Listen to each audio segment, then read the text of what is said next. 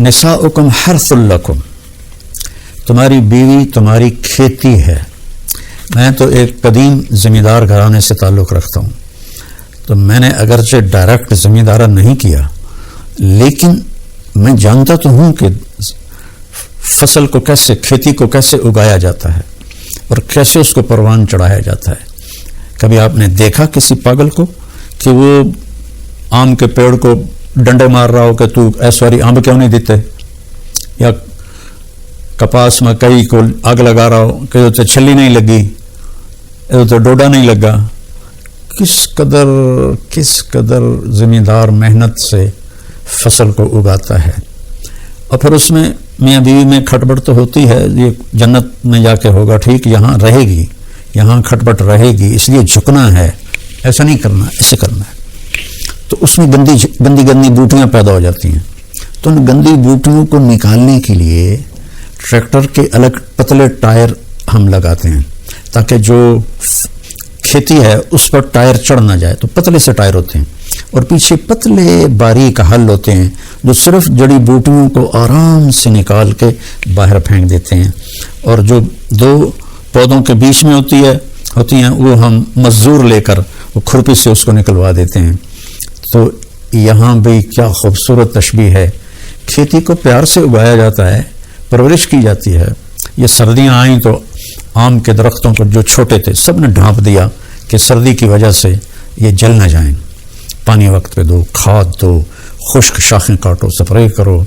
ابھی ہمارے گھر میں ایک ہمارے باپ کے ہاتھ کا لگا ہوا آم کھڑا ہوا ہے 1964 کا، تو وہ جا کے ستمبر اکتوبر میں پھلتا ہے، تو وہ اس کی شاخیں بہت ہو گئی تھیں خراب، تو ہم نے مالی کو بلا کر وہ ساری کٹوائیں کہ تاکہ نئی شاخیں پیدا ہوں اور دوبارہ یہ پودا پھل دے۔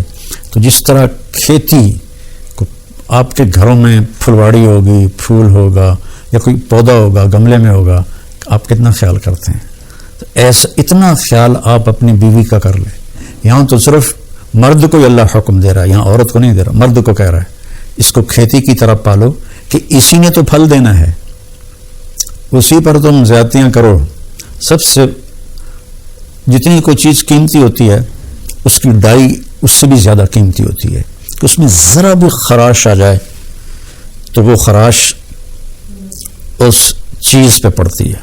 مرسڈیز کی ڈائی کتنی قیمتی ہوگی، اس پہ خراش ہوگی تو مرسڈیز پہ خراش آ جائے گی، کوئی بھی موٹر ہو خراش آ جائے، وہ فوراً ڈائی کو توڑ کے نئی ڈائی لگاتے ہیں۔ اور کائنات کی سب سے قیمتی چیز انسان ہے، اور اس کی ڈائی اس کی ماں کا پیٹ ہے۔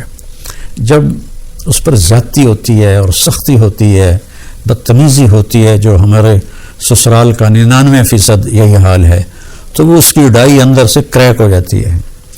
پیدائشی طور پر بچے ڈپریشن کا شکار ہو کر پیدا ہو رہے ہیں، کہ جو ماں ڈپریشن برداشت کرتی ہے اور اس کی ڈائی پر اثر ہوتا ہے تو بچہ پیدائشی ڈپریشن کا شکار ہوتا ہے۔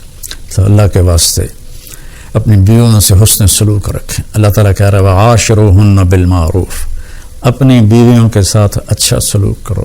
فَإِن كَرِهْتُمُوهُنَّ، اگر تمہیں کوئی بات اچھی نہیں لگتی یا وہ پوری اچھی نہیں لگتی، فَعَسَىٰ أَن تَكْرَهُوا شَيْئًا وَيَجْعَلَ اللَّهُ فِيهِ خَيْرًا كَثِيرًا، تو ممکن ہے اس ناگواری میں اللہ تمہارے لیے بہت بڑی خیر نکال دے۔